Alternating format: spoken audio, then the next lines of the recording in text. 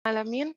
Wassalatu wassalamu ala asrofil anbiya'i wal mursalin wa ala alihi wa sahbihi ajma'in amma ba'du. Allahumma ya musarrif qulub, sarif qulubana ala dinik. Allahumma inni as'aluka ilman nafi'an wa rizqan thayyiban wa amalan mutaqabbalan. Alhamdulillah, maha baiknya Allah yang menghimpun hamba-hambanya di dalam majelis ilmu. Kaifa halukum akhawati fillah?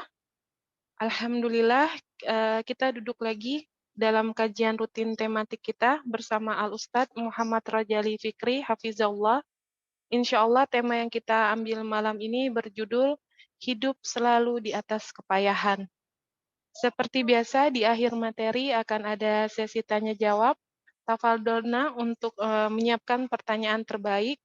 Pertanyaan bisa secara langsung dengan raise hand atau bisa tulis di kolom chat atau bisa japri dengan adminnya atau dengan Ana pribadi. Baiklah, sebelum kita mulai, mari kita menyiapkan diri kita untuk menerima ilmu dan yang paling penting meluruskan niat kita hanya karena Allah untuk mengangkat kebodohan diri, keluarga, dan orang-orang sekitar kita. Baiklah Ustadz, tafadol untuk memulai kajian kita pada malam hari ini. Assalamualaikum warahmatullahi wabarakatuh. Innal hamdalillah nahmaduhu wa nasta'inuhu wa nastaghfiruh wa na'udzu billahi min syururi anfusina wa min sayyiati a'malina. May yahdihillahu fala mudhillalah wa may yudlil fala hadiyalah. Asyhadu an la ilaha illallah wahdahu la syarikalah. Asyhadu anna Muhammadan abduhu wa rasuluh sallallahu alaihi wa ala alihi wa sahbihi ajma'in wa man tabi'ahum bi ihsanin ila yaumiddin wa ba'd. Wa inna asdaqal hadits kitabullah wa khairul huda huda Muhammadin sallallahu alaihi wasallam, syarrul umur muhdatsatuha wa kullu muhdatsatin bid'ah wa kullu bid'atin dhalalah wa kullu dhalalatin finnar. Alhamdulillah, kita bersyukur kepada Allah Subhanahu wa taala pada malam hari ini Allah memberikan taufik kepada kita sehingga kita ditolong ya, berada dalam satu majelis yang indah, yang diridhoi, ya, yang Allah sukai. Kita mengharapkan keberkahan darinya, pertolongan darinya, agar Allah memberikan kepada kita ilmu yang bermanfaat. Umat wa thalibat yang dirahmati Allah Subhanahu wa taala, pada malam hari ini kita akan membahas tema ya, hidup selalu di atas kepayahan. Tema ini bertujuan untuk ya, supaya kita memahami di antara dilema kehidupan ya, kehidupan manusia ya, sejatinya apa yang harus dia alami dalam kehidupannya dan sejatinya apa yang akan dia tuju ya. Ummahat atau libat yang semoga dirahmati Allah Subhanahu wa taala ya. Banyak orang menyangka bahwa hidup di dunia itu adalah dianggap sebagai hidup untuk menikmati ya, kesenangan secara mutlak ya. Sebagian orang menyangka bahwa kalau hidup di dunia karena cuma sekali maka mereka mengatakan hendaklah kita bisa mendapatkan apa saja yang kita mau dan melakukan apa saja yang kita suka. Lalu mereka akan merasa kecewa ya, manakala keadaan yang mereka temukan ya, tidak sesuai dengan ekspektasi yang mereka canangkan ya. Padahal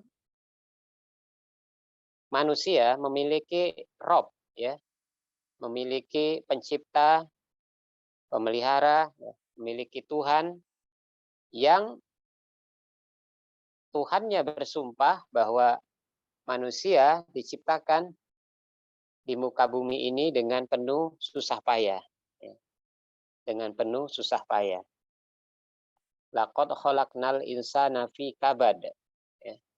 Sungguh kami ciptakan manusia itu dengan susah payah, artinya dengan kepayahan-kepayahan. Firman Allah ini ya, ingin membantah ya, prasangka sebagian manusia ya, bahwa dunia ini merupakan keadaan yang menyenangkan tanpa adanya kesulitan. Ya. Padahal sesungguhnya Allah menjadikan manusia dalam keadaan sulit dan selalu bertemu dengan kepayahan ya sepanjang hidupnya. Ya, sepanjang hidupnya. Bahkan sejak ia belum dilahirkan ke dunia, sampai dia meninggalkan dunia itu, dia masih terus diuji dengan kepayahan demi kepayahan. Laqad khalaqnal insana fi kabad. Sungguh kami ciptakan manusia itu dalam keadaan susah payah, ya. Kepayahan demi kepayahan. Para ulama, ya, ahli tafsir, ya, mereka menafsirkan dengan pendapat yang berbeda. Ya. Ada dua pendapat dalam hal ini. Ya. Allah menciptakan manusia dalam keadaan susah payah. Ya. Tafsiran pertama, ya, bahwa dikatakan Allah menciptakan manusia dengan susah payah, maknanya adalah manusia secara umum.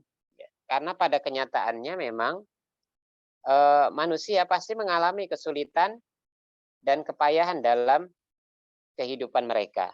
Dan ini menimpa siapa saja umahat. Baik dia seorang muslim maupun orang kafir, baik dia laki-laki maupun perempuan, baik dia yang muda maupun yang tua, baik dia yang kaya maupun yang miskin. Ya. Semua diberikan kesulitan. Ya. Dia akan menemukan kepayahan dalam hidup. Ya.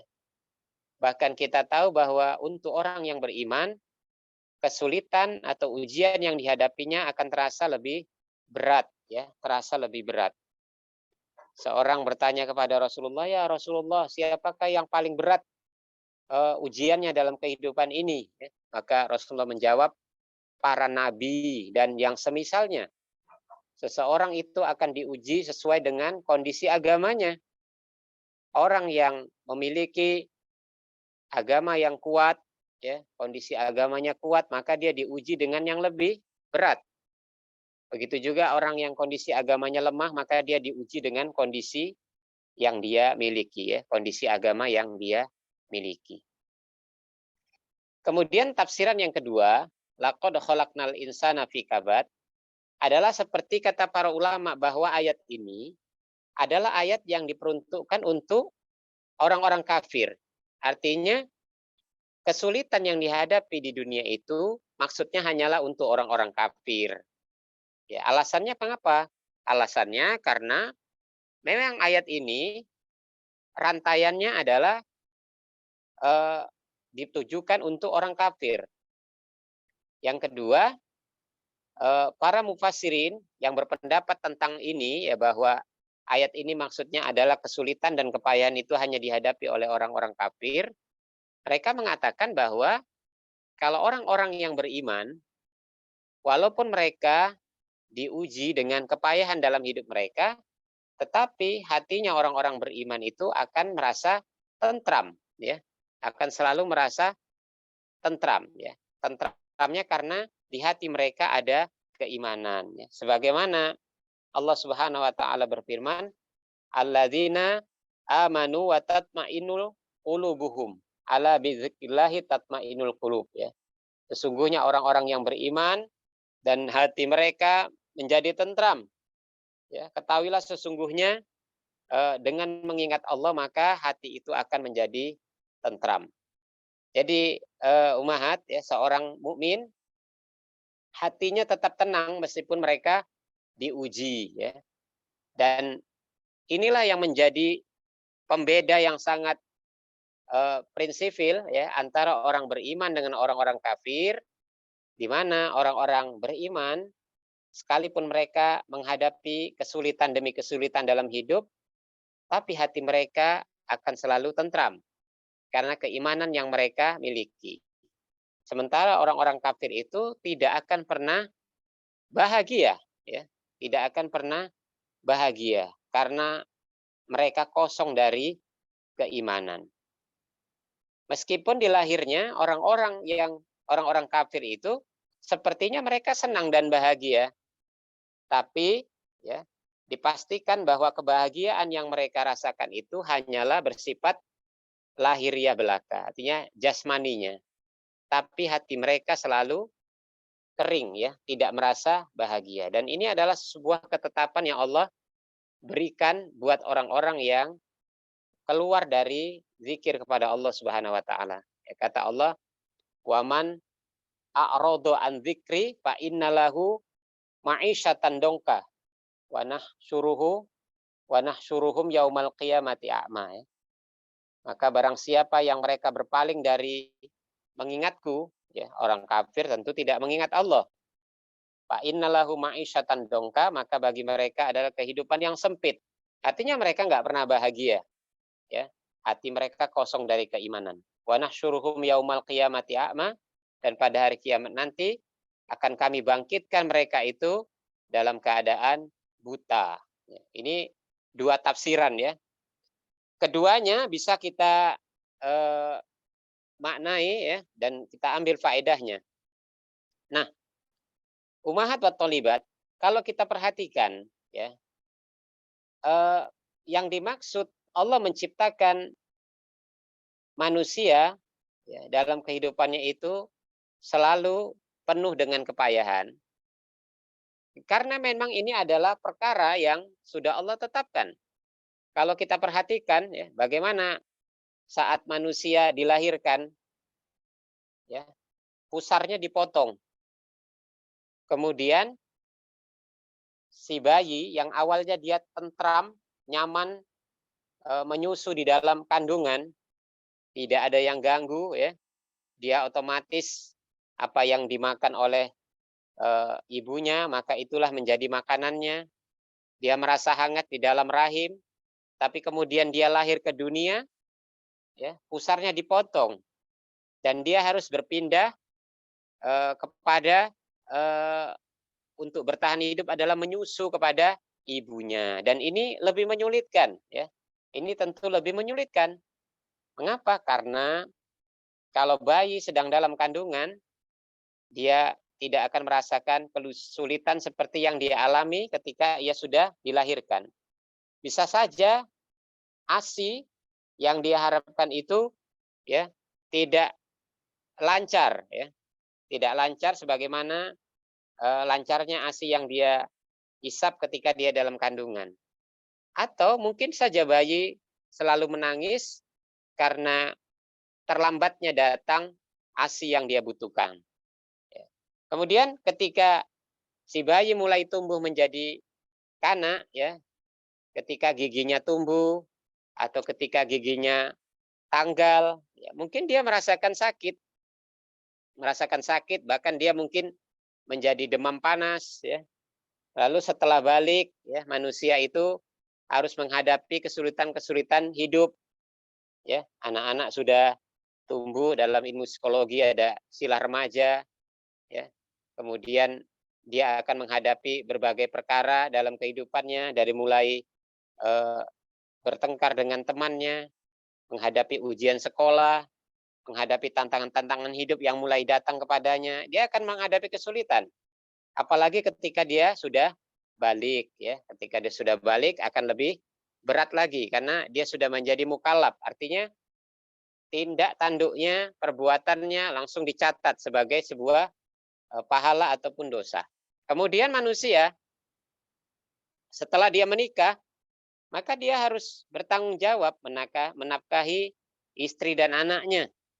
Ya, kalau seorang wanita sudah menikah, maka dia harus mengalami masa sulit, ya, harus mengandung, kemudian melahirkan, kemudian dia merawat anaknya, ditambah lagi harus melayani suaminya. Ini adalah perkara yang sulit, yang setiap wanita ya kebanyakan akan mengalami masalah ini. Kemudian di masa tua, seorang manusia tubuhnya pun menjadi lemah. Dia mulai sakit-sakitan, ya, dan akhirnya dia meninggal dunia. Apakah selesai kepayahan-kepayahan yang dialami manusia? Jawabnya tidak. Ya, setelah meninggal dunia pun, ya, bahkan sebelum meninggal dunia, di saat-saat dia mau meninggalkan dunia, dia harus menghadapi kesulitan lagi, ya, menghadapi sakaratul maut, ya, sakaratul maut. Kata Nabi Shallallahu Alaihi Wasallam, lil mauti sakarat, ya, bagi kematian itu ada sakaratnya, ya. Sakarat itu adalah kondisi yang berat, kondisi di mana seseorang tidak bisa meminta tolong, ya, padahal dia mengalami berbagai perkara yang menyulitkan dirinya, mungkin rasa sakit, mungkin gangguan syaitan dan lain-lainnya, ya, tetapi dia tidak bisa minta tolong, ya. Kemudian setelah dia meninggal dunia, di dalam kubur dia menghadapi kesulitan lagi. Dia akan dihimpit oleh kuburan, ya, dihimpit oleh tanah. Dia juga akan didatangi oleh dua malaikat Mungkar dan Nakir yang menakutkan, ya. Kemudian di alam kubur dia menunggu datangnya kiamat. Bisa jadi dalam masa penungguan itu ada kenikmatan kubur atau bisa jadi ada siksa kubur. Selesai? Belum. Ketika dia dibangkitkan pada hari kiamat, manusia pun masih harus menghadapi ujian yang berat, ya.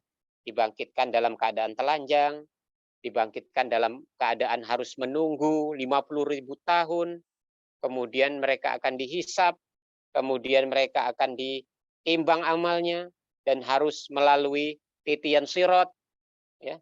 Ini adalah perkara, ya, atau tahapan-tahapan kesulitan yang akan dialami manusia. Nah, sekarang umahat, terheran-heran tidak jika ada orang manusia jalan di muka bumi dalam keadaan selalu tertawa terbahak-bahak, nggak pernah memikirkan bahwa dia akan menghadapi kesulitan demi kesulitan, baik dia masih hidup maupun setelah matinya.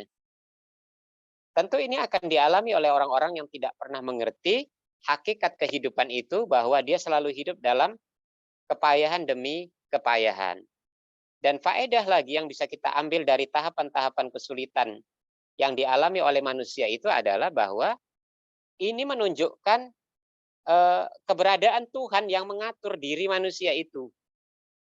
Karena seandainya tidak ada Tuhan, ya, tidak ada Rob yang membuat SOP seperti ini, tentu manusia tidak akan memilih kesulitan yang akan dia alami, ya. Orang semua ingin lepas dari masalah kesulitan itu. Karena bagi kita pun seorang Muslim, kita harus mempelajari agama, ya, agar kita bisa memahami apa yang harus kita lakukan secara benar dalam kehidupan. Ya, setelah seseorang belajar agama, lalu dia mengerti, dia pun harus mengabdikan kehidupannya dalam bingkai ibadah sampai mati, ya, sampai mati. Karena Allah perintahkan itu, wa'bud rabbaka hatta ya'tiyakal yakin, dan beribadahlah kepada Allah sampai datang kepadamu keyakinan. Keyakinan itu maknanya adalah kematian. Kita pun berusaha untuk terus bertahan, menjaga batasan-batasan dari apa yang Allah tetapkan, ya, agar kita tidak terperosok kepada larangan dan kebinasaan, ya, sehingga kita katakan bahwa hidup ini adalah capek, letih, ya, sulit, ya, tanpa henti, tanpa henti. Oleh karenanya kita nggak boleh mengeluh. Ya. Pernah seseorang datang kepada Imam Ahmad rahimahullahu taala. Ya. Dia datang, dia mengatakan, ya Aba Abdillah, qasadtu min Khurasan, as'aluka an mas'alah. Ya. Wahai bapaknya Abdullah, maksudnya Imam Ahmad dipanggil Abu Abdillah, ya. Abu Abdillah, sungguh aku datang kepadamu ini, ya, sengaja jauh-jauh dari Khurasan. Khurasan ini daerah timur negeri Iran ya. Datang ke Baghdad di Irak. Jadi kalau diukur-ukur jaraknya itu antara Iran dengan Irak itu lebih kurang 1.300 kilometer ya. Kalau dari Palembang tuh kira-kira sampai Medan. Ya, sampai Medan. Naik mobil nonstop 40 jam. 40 jam. Zaman itu belum ada mobil berkecepatan tinggi ya. Paling banter naik kuda. Bisa kita bayangkan betapa jauhnya orang mau belajar agama, cuman menanyakan sesuatu perkara, dia harus menempuh perjalanan lebih kurang 1.300 kilometer. Lelaki ini bertanya, dia mengatakan, aku datang dari Khorasan untuk satu masalah, aku bertanya kepadamu. Ya. Maka Imam Ahmad mengatakan, sal, ya silakan, tanyakanlah. Maka laki-laki ini pun bertanya, mata yajidul abdu to'mar roha. Ya Aba Abdillah, kapan ya seorang hamba itu bisa menikmati istirahatnya? Karena kalau di dunia kan capek terus. Kapan dia bisa istirahat? Ya, maka Imam Ahmad mengatakan, inda awali qadamin yad'uha fil jannah. Ya. Manusia itu bisa benar-benar dikatakan istirahat manakala pertama sekali kakinya itu ya menginjakkan ke surga. Jadi ketika pertama kali kakinya bisa menginjak ke surga, itulah istirahat. Artinya, kalau sudah di surga, sudah tidak ada lagi ditemukan ujian.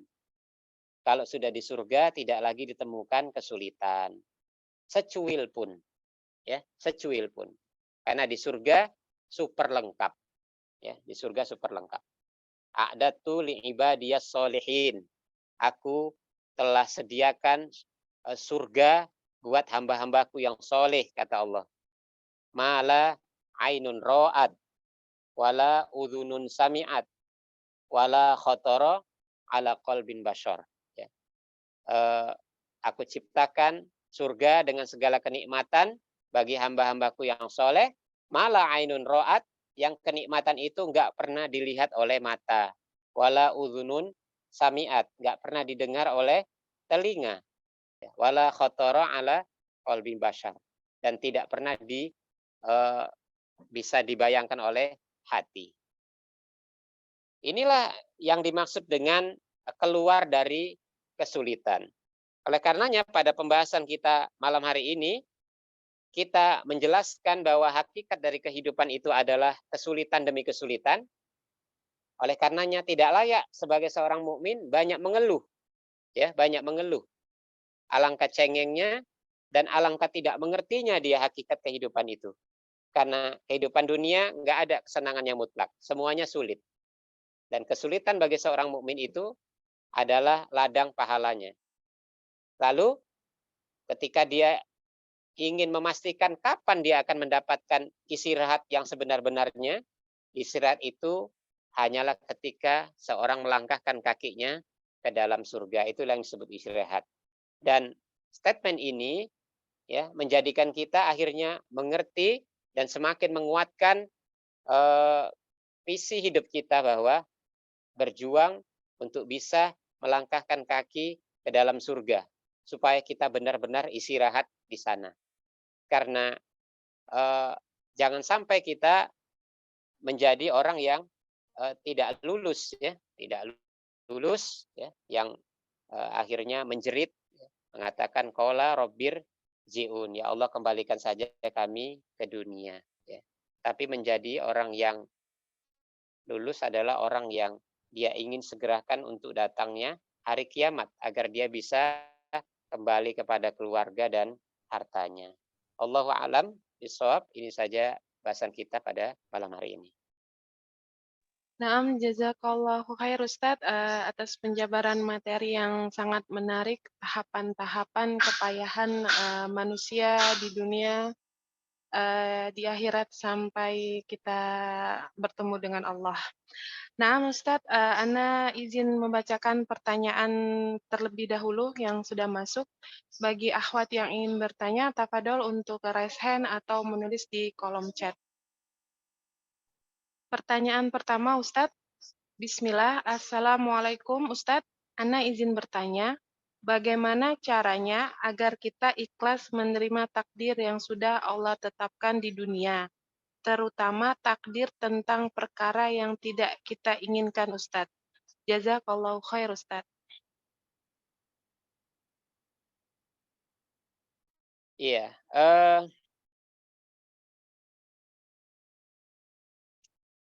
takdir ya adalah perkara yang menjadi salah satu fondasi dari rukun iman ya, fondasi dari rukun iman. Seseorang tidak bisa dikatakan beriman jika dia tidak meyakini satu saja dari poin-poin rukun iman ya. Di antara poin rukun iman yang keenam adalah beriman kepada takdir ya Allah, baik takdir yang eh, dampak kebaikan maupun takdir yang buruk ya. Oleh karenanya di antara buah dari keimanan seseorang itu adalah setelah dia meyakini akan adanya takdir yang Allah tetapkan, dia meyakini bahwa eh, tidak ada takdir yang buruk ya yang datang dari Allah Subhanahu wa taala. Seandainya takdir itu disebut buruk, itu adalah buruk dalam timbangan manusia, ya, dalam timbangan manusia. Tetapi di sisi Allah Subhanahu wa taala, buruk bagi manusia bisa jadi adalah baik bagi dirinya, ya, baik di sisi Allah adalah baik. Ya. Asa antakrahu syai'an wa huwa khairul lakum ya. Bisa jadi sesuatu yang tidak engkau sukai, yang engkau benci, tetapi itu sesungguhnya baik baik bagimu. Ya.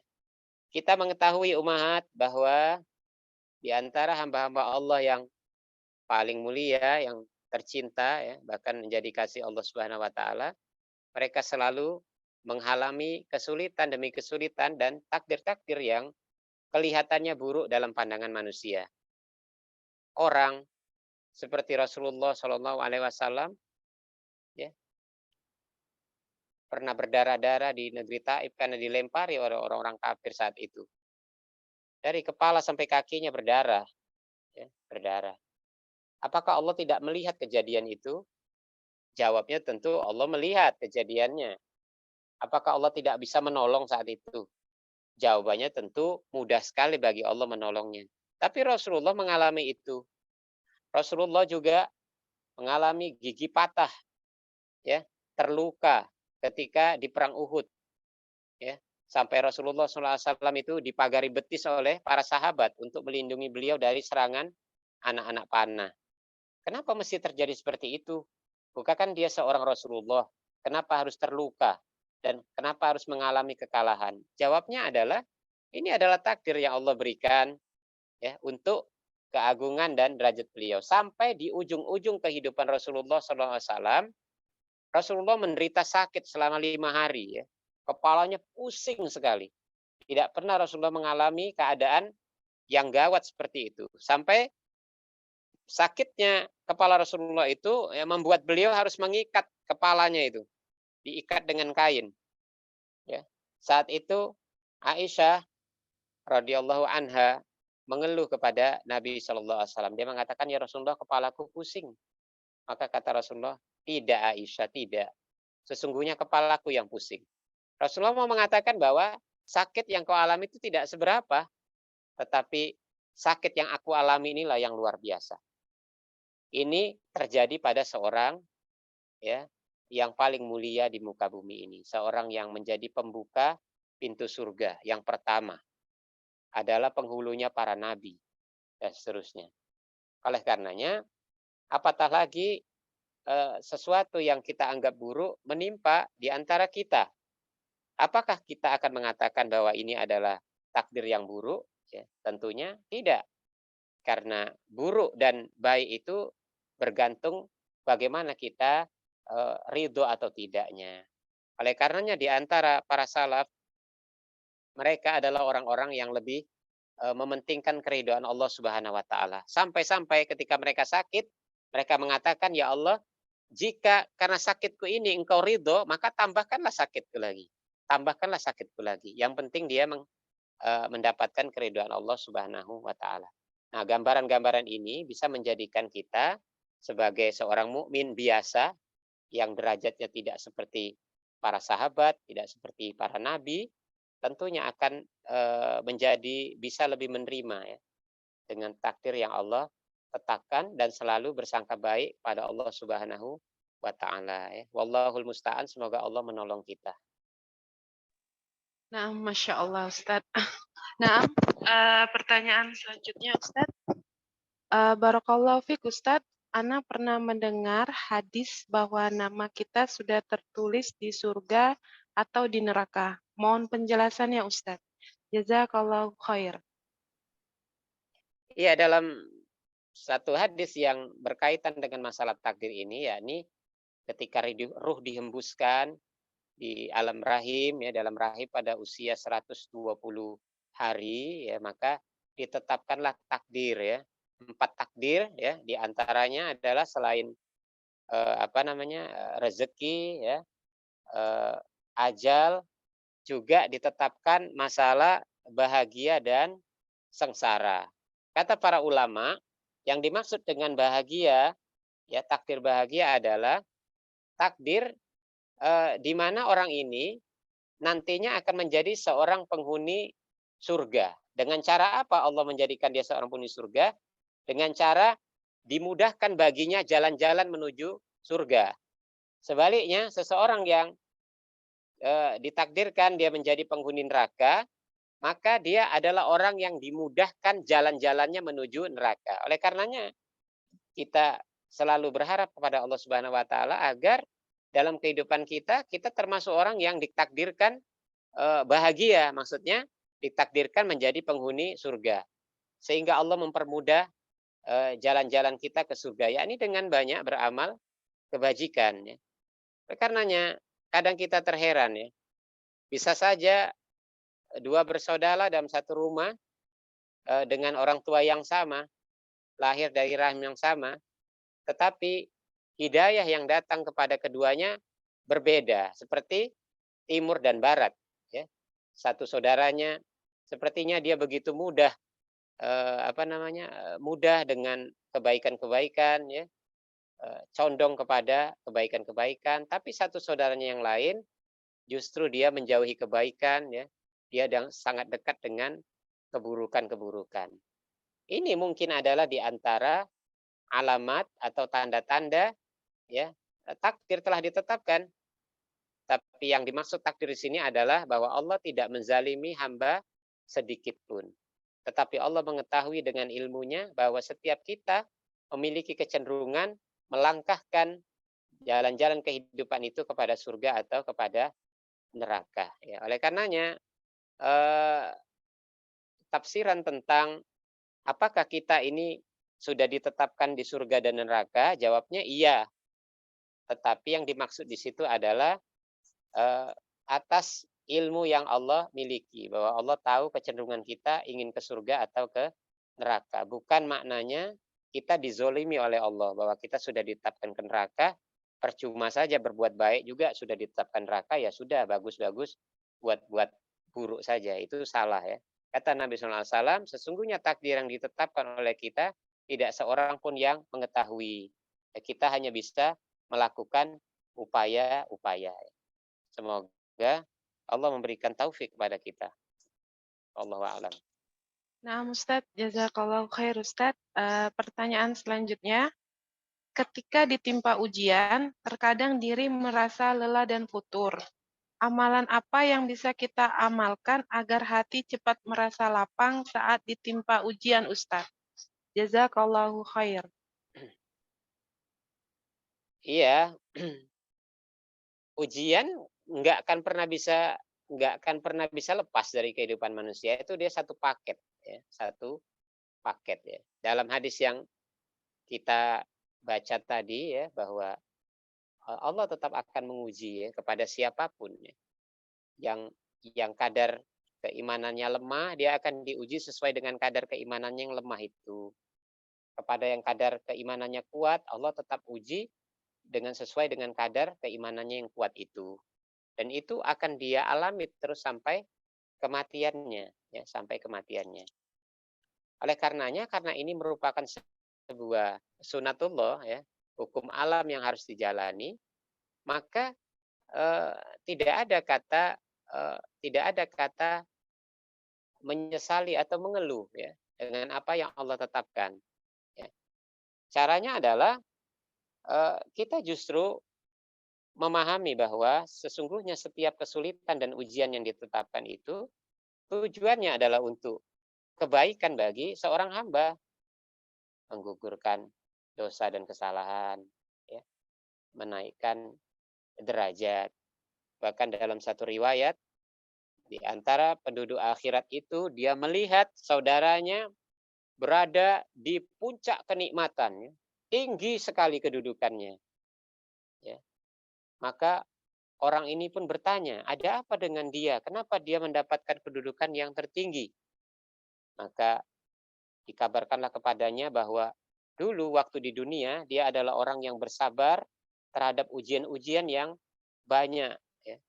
Maka serta-merta di antara penduduk akhirat itu, karena keinginan dia untuk mendapatkan mendapatkan kedudukan yang tinggi, ya, di sisi Allah, maka dia mengatakan, hidupkan kembali kami ya Allah dan berikan kami ujian-ujian yang berat. Ya. Mereka ingin seandainya kulit-kulit mereka itu dikupas, ya, karena keinginan mereka untuk mendapatkan kedudukan yang tertinggi. Oleh karenanya, di antara keluhan dan tidak terimanya seorang hamba ketika dia menerima ujian-ujian, ini adalah di antara perangkap-perangkap syaitan, ya.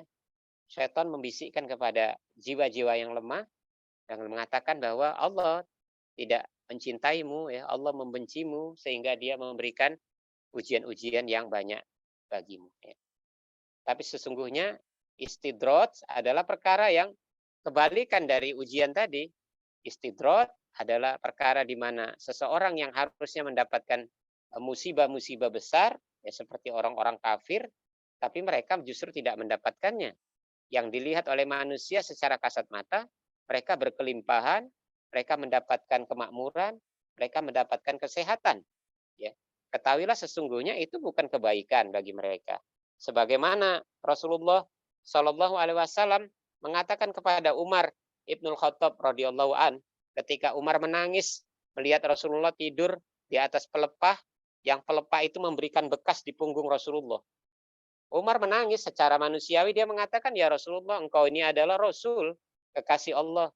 Aku melihat Kaisar Persia, Kaisar Romawi, mereka duduknya aja di kursi-kursi berlapis emas.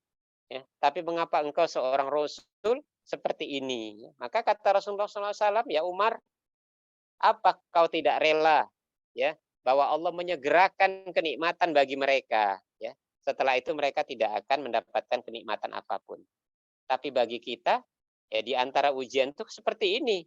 Kadang-kadang kita hidup sepertinya susah, kadang kita hidup sepertinya kurang beruntung, dan seterusnya. Tapi sesungguhnya Allah telah mempersiapkan kondisi-kondisi terbaik buat hamba-hambanya yang bersabar. Dan ini semua bisa mempertebal keimanan kita untuk menerima takdir yang telah Allah tetapkan kepada kita. Ya, wallahu a'lam. Naam, jazakallahu khair Ustadz. Pertanyaan selanjutnya, Ustadz, bolehkah seseorang bernazar atau bersedekah, misalnya memotong kambing untuk Allah dan membagikan ke fakir miskin, dengan maksud mengurangi kepayahan hidupnya? Misalnya dia sakit yang tak kunjung sembuh-sembuh. Jazakallahu khair Ustadz. Iya, nazar, para ulama menjelaskan, ya, nazar ini adalah janji, ya. Dalam agama nazar itu hukumnya mubah, hukum asalnya mubah, tapi tidak dianjurkan, ya, tidak dianjurkan. Sebagian ulama mengatakan tidaklah bernazar seseorang kecuali dalam dirinya ada sifat pelit, ya, sifat pelit. Artinya orang yang bernazar itu hakikatnya orang yang pelit karena dia mau beramal dengan pamrih, ya, walaupun dia bukan sesuatu yang haram, ya. Tetapi apabila seorang mukmin telah bernazar pada Allah Subhanahu wa taala, maka wajib baginya untuk menunaikannya. Jadi kalau seorang yang sering sakit misalnya, Lalu dia bernazar, ya Allah kalau aku sembuh dari sakitku yang parah ini, aku akan melakukan ini dan itu ya, dengan janji-janji berupa ibadah, ya, di antaranya sedekah misalnya. Maka nazar seperti ini ya tidak terlarang secara mutlak, walaupun tidak dianjurkan. Tetapi apabila eh, nazar itu sudah dia ucapkan, sudah dia ikrarkan, maka nazar ini wajib dilaksanakan. Seandainya dia belum menyelesaikan nazar itu sudah meninggal dunia, maka ahli warisnya ya berkewajiban untuk melaksanakan nazar itu. Ya, Allahu a'lam. Nah, Ustadz, jazakallah khair. Pertanyaan selanjutnya. Ustadz, terkadang di saat awal tertimpa cobaan, kita tidak bisa bersabar, sempat mengeluh, tetapi seiring waktu baru mulai bersabar. Apa seperti ini masih bisa dikategorikan bersabar dan masih mendapat pahala sabar, Ustadz? Jazakallah Ya, khair, Ustadz.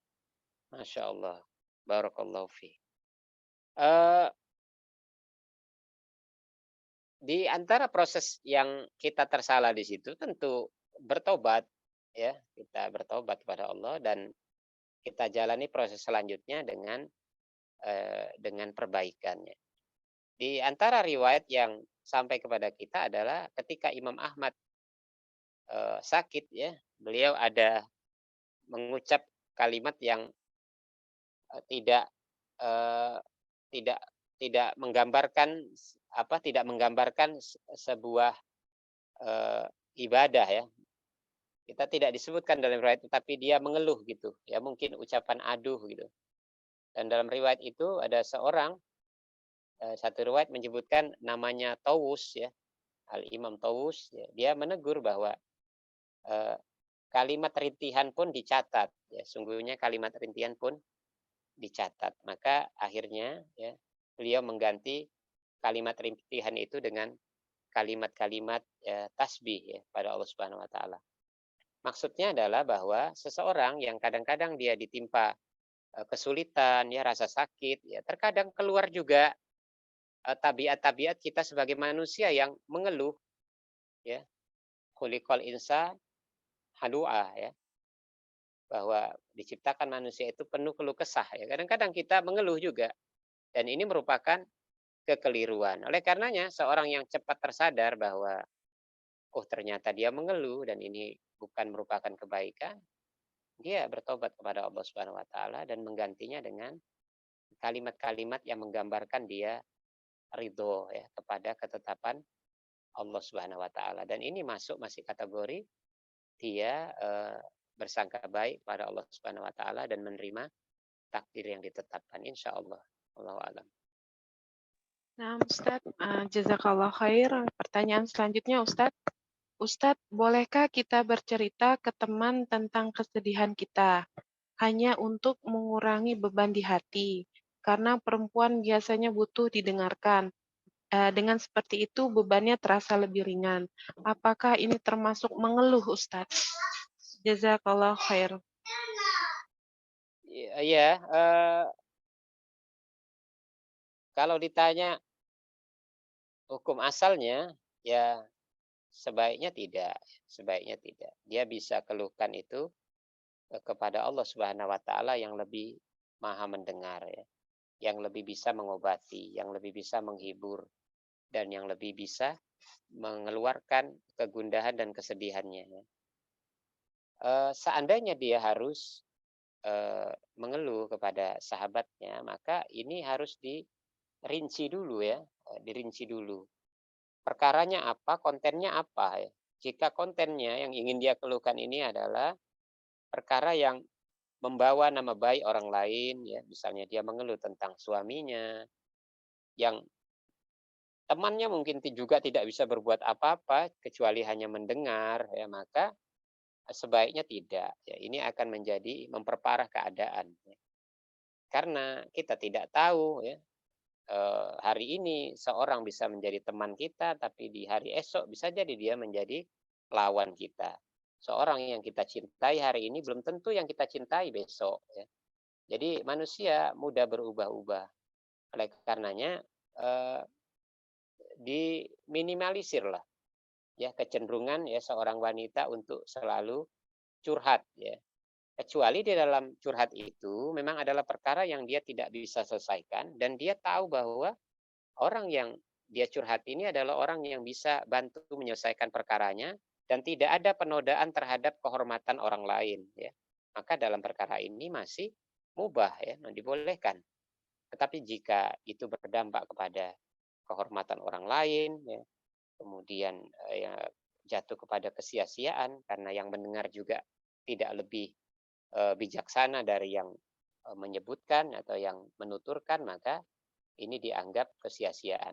Seandainya memang kalau wanita itu yang penting dia ngomong, yang penting dia mengeluhkan keluhannya, ya mungkin dia bisa cari alternatif lain. Misalnya dia bicara sama kucing, misalnya, dia bicara sama pohon, ya, dia bicara sama dinding, gitu. Anggap saja mereka mendengar semua, ya pasti mereka mendengar. Ya. Kalau hanya sekedar untuk mengeluarkan unek-uneknya, ya. Ya, Allahu a'lam.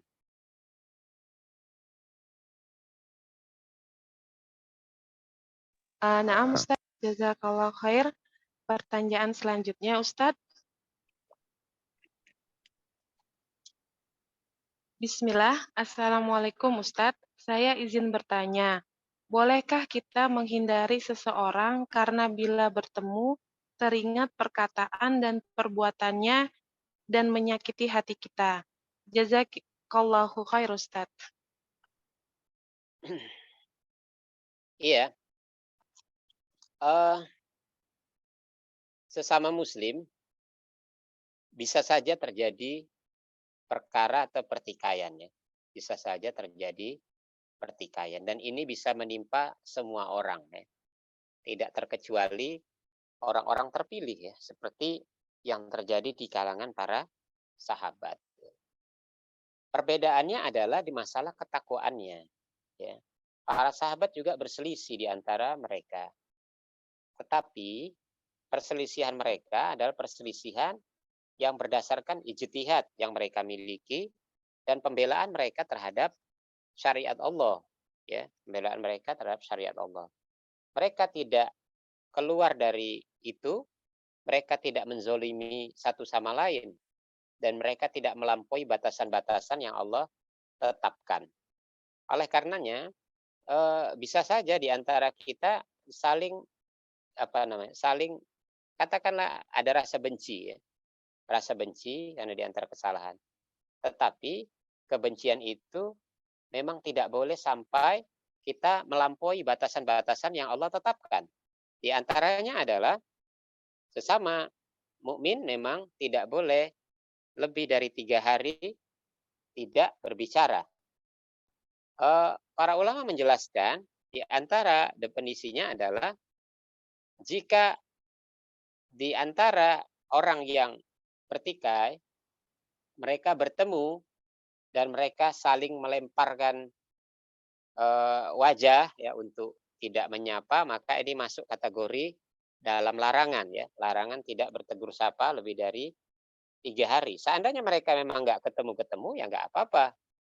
Tapi kalau harus ketemu dan harus ketemu maka mereka harusnya bertegur sapa. Ya paling tidak mereka saling mengucapkan salam. Ya. Kemudian perkara lainnya yang menjadi poin-poin kebaikan di sini adalah ya, jika saling memaafkan, ya, saling memaafkan. Lupakanlah saja rasa sakit yang disebabkan oleh orang yang menyakiti kita, karena memang nggak ada juga faedahnya kita membesar-besarkan kebencian dan rasa dendam kita ya. Nggak ada kebaikan bagi dia dan bagi kita ya. Yang ada hanyalah memperberat urusan kita di hadapan Allah Subhanahu wa taala. Paling tidak itu jadikan pelajaran ya. Supaya misalnya terjadinya pertikaian itu disebabkan karena mungkin meluncurnya lisan-lisan yang kita tidak menyangka itu menjadi goresan yang membuat hati seseorang pedih, maka kita yang merasa bersalah dia minta maaf dan bertobat kepada Allah. Yang merasa disakiti, ya dia memaafkan. Itu saja. Adapun dia tidak ingin itu terulang, ya dengan menjaga jarak, ya tidak masalah. Tidak masalah selama dia tidak menyengaja ketika berpapasan, ya saling buang muka, ya saling buang muka, maka ini masuk ke dalam kategori larangan, ya. Allahu a'lam. Naam Ustadz, ini pertanyaan terakhir Ustadz. Bismillah, Ustadz, Ana pernah mendengar bila belum bisa sepenuhnya, maka jangan ditinggalkan. Adakah korelasinya dalam memakai cadar? Bila masih memakai cadar masih lepas pasang, bolehkah Ustadz? Karena kalau mau pakai seterusnya belum siap, bukan karena diri sendiri yang belum siap, tetapi lingkungan yang belum siap. Jazakallah khair Ustadz. Ya, nah, tentu kita seseorang yang mau memutuskan untuk berniqab, ya dia harus memahami dulu kadar atau keyakinan yang dia ambil, ya.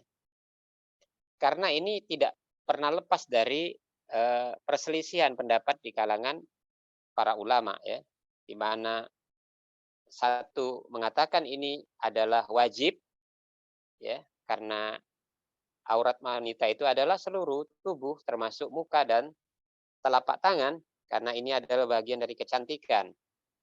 Ya. Kemudian pendapat yang kedua adalah seluruh apa yang namanya aurat wanita itu seluruh tubuh, ya kecuali muka dan telapak tangan. Tetapi dari dua pendapat ini, ya bisa disimpulkan pendapat yang paling ringan adalah yang mengatakan bahwa niqab, ya atau cadar itu hukum paling rendah adalah sesuatu yang dianjurkan, ya, sesuatu yang dianjurkan.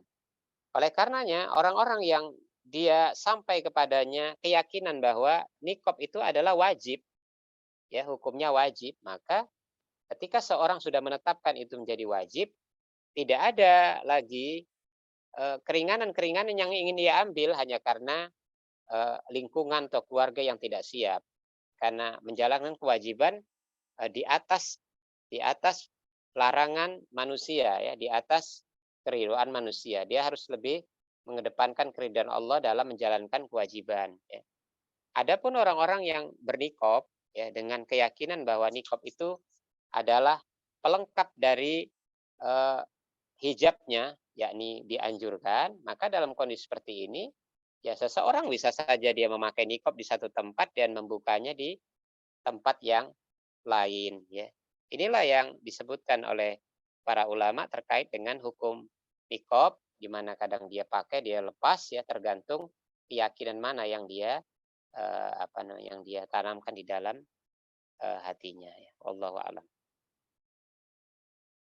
Afwan Ustadz, Ana kira tadi pertanyaan terakhir, ternyata masih ada yang masuk Ustadz. Nggak apa-apa. Nah, Bismillah Ustadz, bagaimana cara meminta maaf yang benar? Harus menyebutkan maaf atas kesalahan ini dan itu, atau cukup dengan kata maaf lahir batin? Jazakallahu khair Ustadz. Iya, perkara ini juga menjadi perdebatan, ya dalam ranah pendapat ulama, ya. Ada ulama mengatakan kalau punya kesalahan-kesalahan sama orang disebutkan secara detail, ya, supaya jelas permohon maafnya. Tapi pendapat yang lain mengatakan tidak, ya, mengatakan ini tidak. Maka yang paling yang paling mendekati kebenaran menurut saya tidak harus disebutkan secara detail kesalahan itu, ya. Karena apa? Karena dikhawatirkan dengan menyebutkan kesalahan-kesalahan itu akan mendatangkan kemarahan yang baru, ya. Dan ini tidak dikehendaki oleh syariat, ya. Syariat menghendaki kita meredam kemarahan, ya. Oleh karenanya kalau orang minta maaf, ya, dia telah meniatkan dari semua kesalahan-kesalahan yang dia lakukan sama orang lain, dia bisa sebutkan dengan istilah lahir batin, tetapi istilah lahir batin itu jangan sampai menjadikan dirinya bermudah-mudah dalam melakukan kesalahan yang sama dan terus-menerus ya kepada orang lain ya. Dikhawatirkan ini menjadi dosa yang mengakar pada dirinya. Oleh karenanya, katakanlah kepada orang tersebut bahwa mungkin aku punya banyak kesalahan denganmu ya, baik lahir maupun batin ya, yang kau tidak sukai atau mungkin ada yang kau memaafkannya. Tapi hari ini aku minta maaf untuk semua keseluruhan dari kesalahan yang kulakukan. Sudah, itu sudah mewakili karena Allah mengerti hati-hati seorang hamba ya. Wallahu a'lam. Nah, Ustadz, alhamdulillah itu pertanyaan terakhir, Ustadz. Tafadol untuk ditutup dengan untayan nasihat singkat, Ustadz. Naam, sholihat atau tholibat ya, dari bahasan kita malam ini ya, kita bisa menyimpulkan ya bahwa tidak ada kesenangan mutlak ya ketika kita menjalani kehidupan di dunia ini. Akan ada selalu kita temukan kepayahan demi kepayahan ya. Karena kesenangan sejati itu hanya ada di surga, ya, tidak di tempat lain ya. Adapun dunia ini ya dunia ini tak ubahnya seperti ruang ujian saja ya. Manusia adalah peserta ujian yang diberi waktu untuk waktunya terbatas untuk mengerjakan soal-soal ujian itu. Jadi manusia ini sudah mulai ujian, sudah mulai mengikuti ujian sejak dia dalam kandungan sampai sebelum dia ditetapkan sebagai penghuni surga atau neraka. Ya, kalau di dunia ini kita gagal ujian, mungkin gagal pertama kita bisa ikut remedial ya, sehingga memperbaiki atau ada peluang perbaikan dari nilai-nilai kita yang gagal. Ya. Tapi kalau dalam kehidupan menuju kampung akhirat, kesempatan itu hanya sekali, nah, tidak ada dua kali. Jika kita gagal dalam melewati ujian-ujian dunia ya berupa batasan-batasan yang Allah tetapkan, ya kita langgar semua, ya maka kita pun gagal. Ya, gagal ini gagal untuk selamanya. Maka peringatan bagi kita adalah pandai-pandailah menggunakan waktu yang ada ya, sebaik-baiknya. Karena dunia itu terkutuk dan yang bernilai dari dunia ini adalah kebaktian, kebajikan, amal soleh. Jangan sampai kita menjadi seorang yang menjerit ya ketika kematian datang. Qala rabbirji'un, ya Rob, ya Tuhan, balikkan aku ke dunia. La'anli a'malu sholihan fima tarok. Aku akan beribadah, beramal soleh dengan amal soleh yang dulu aku tinggalkan. Tapi kita berharap kepada Allah Subhanahu wa taala kita lulus dalam ujian dunia ini ya. Gambarannya adalah ketika seorang sudah mengalami pertanyaan di alam kubur, orang yang sukses atau menang dalam ujian itu dia mengatakan Robbi aqimis sa'ah. Robbi aqimis sa'ah hatta arji'u ila ahli wa mali ya. Ya Tuhan, segeralah datangkan kiamat, segeralah datang kiamat sehingga aku bisa kembali kepada keluarga dan hartaku. Maksudnya dia tahu bahwa kiamat datang akan memberikan kebaikan yang banyak bagi dia di mana dia akan memperoleh imbalan dari amal-amal soleh yang dia lakukan. Semoga Allah Subhanahu wa taala selalu membimbing kita dan tidak pernah meninggalkan kita walaupun sekejap mata ya. Allahu taala alam. Subhanakallahumma wa bihamdik asyhadu an la ilaha illa anta astaghfiruka wa atubu ilaik. Wa sallallahu ala nabiyyina Muhammadin wa ala alihi washabihi wasallam. Walhamdulillahirabbil alamin. Assalamualaikum warahmatullahi wabarakatuh. Alhamdulillah, jazakallah khair Ustadz. Semoga Allah yang maha baik memberkahi waktu dan ilmu Ustadz. Semoga apa yang Ustadz usahakan di jalan dakwah yang mulia ini menjadi pemberat timbangan di hari akhir nanti.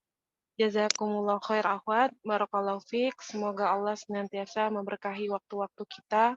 Allah mudahkan kita dalam menuntut ilmu. Sampai jumpa pekan depan. Ana dan tim As-Sabiqunal Awalun minta dihalalkan seluruh hilaf dan kurang.